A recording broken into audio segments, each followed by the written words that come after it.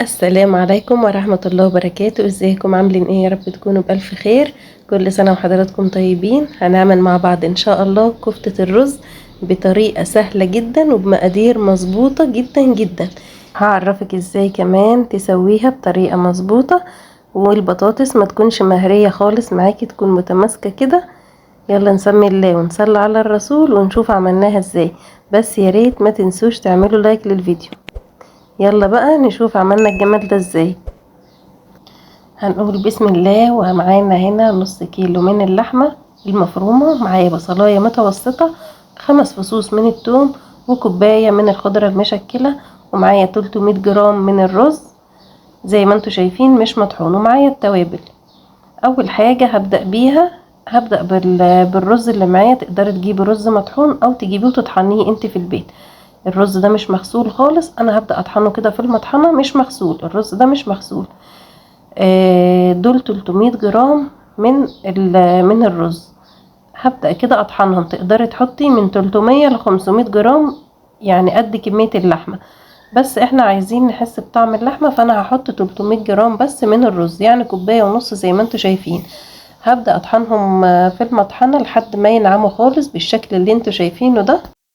وبعد كده هبدأ بقى انخله زي ما انتوا شايفين بمصفى ضيقة عشان الرز يبقى ينعم معايا خالص.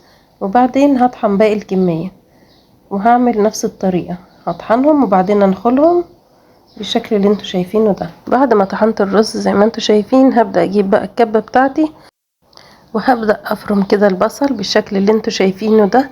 انا هفرم الخضار كله، انا عايزاه يكون ناعم جدا معايا. قطعت البصل كده وبعدين افرمه في الكبة هو والثوم لحد ما ينعموا خالص بالشكل ده.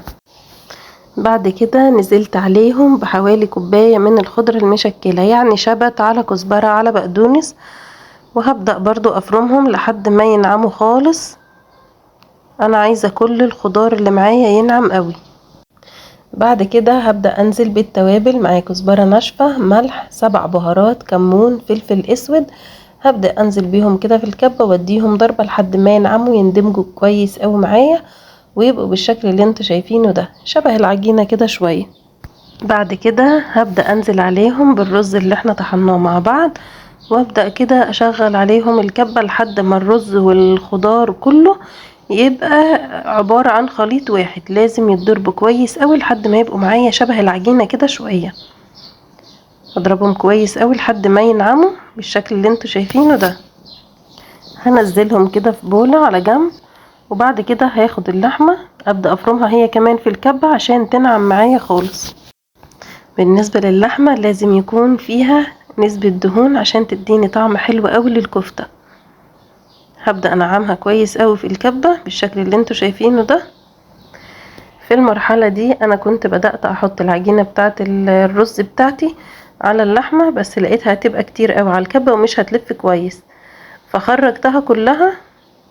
وقلبت اللحمة كويس قوي مع الخضار.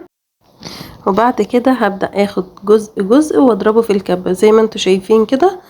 هبدأ اضربها في الكبة، واول ما تبدأ تلف حوالين نفسها حوالين السكينة بتاعت الكبة، هتكون هي كده خلاص بقت تمام معايا بالشكل اللي انتوا شايفينه ده. هعمل باقي الكمية بنفس الطريقة. خلاص بقى عجينة الكفتة خلصت معانا بالشكل اللي انتوا شايفينه ده. شايفين قد ايه هي متماسكة؟ ببدأ اجيب عندي بولة كده فيها زيت وبعملها صوابع، ممكن ما تحتاجيش للزيت. لو لقيتيها بتلزق في ايدك اعمليها بزيت، لقيتيها تمام كملي عادي. عايزة تعمليها بقى صوابع تتحكمي في الصوابع براحتك، الحجم ده حسب راحتك. عايزة تعمليها كبيرة طويلة صغيرة، عايزة تعمليها كور، الحجم ده اعمليه براحتك خالص. عجينة ناجحة جدا ومظبوطة، وكمان مش هتكش منك. هعملها بقى كلها بنفس الطريقة وارجع لكم تاني. شايفين بقى اللهم بارك نص كيلو اللحمة مطلع معايا كمية قد ايه.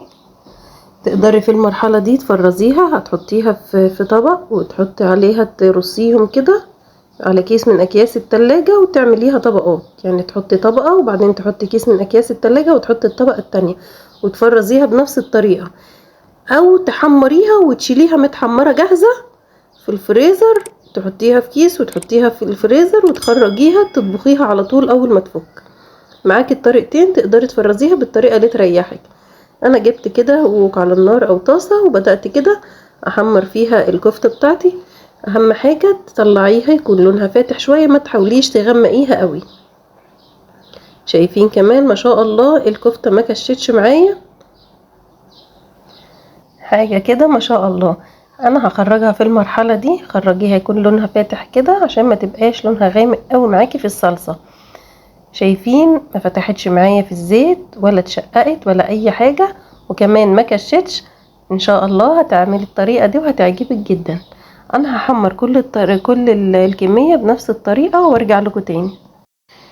ودي كانت الكميه اللي طلعت معايا من نص كيلو اللحمه، زي ما انتوا شايفين الصوابع زي ما هي، ما كشتش مني، ومن جواها كده تحسيها كده مليانه لحمه، يعني مش كلها رز.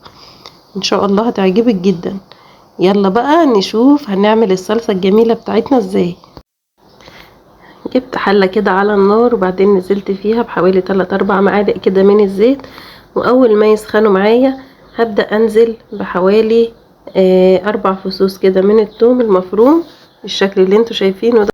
واول ما ريحة الثوم تظهر معايا هنزل كده بمعلقة كبيرة من صلصة الطماطم زي ما انتوا شايفين، وهقلبهم كده مع بعض ياخدوا تشويحة كده. وبعدين هنزل بكوبايتين من عصير الطماطم دي مضروبة في الخلاط وكمان متصفية.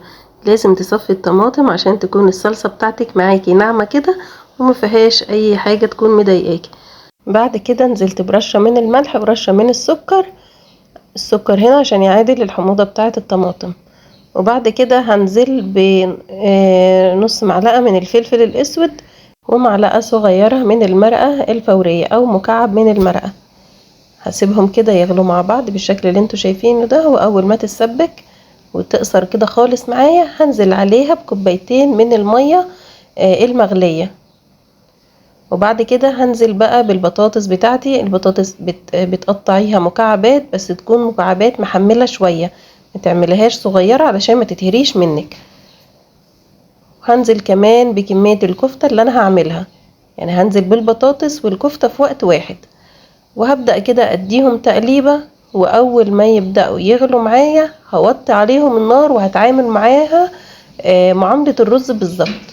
هوطي عليها النار خالص لحد ما تستوي معايا، تاخد حوالي 10 دقايق او ربع ساعة بالكتير. هي كده خلاص استوت معايا زي ما انتوا شايفين، ما كشتش خالص، والبطاطس بتاعتي متماسكة بالشكل ده. وعملت كمان جنبها رز بالشعرية، دي اكتر حاجة بتتاكل معاها.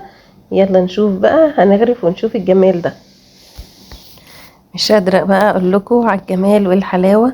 البطاطس هتطلع معاكي متماسكة جدا ومستوية في نفس الوقت، وكمان الكفتة بصوا مستوية وجميلة جدا، حاجة كده ما شاء الله. هتعجبك ان شاء الله الطريقة. يلا جربوها وقولوا لي رأيكم ايه في الكومنتات. لو عجبكم الفيديو ما تنسوش تعملوا لايك وتشتركوا في القناة وتفعلوا الجرس على الكل عشان يوصل لكم مني كل جديد. اشوفكم الفيديو الجاي بألف خير، مع السلامة.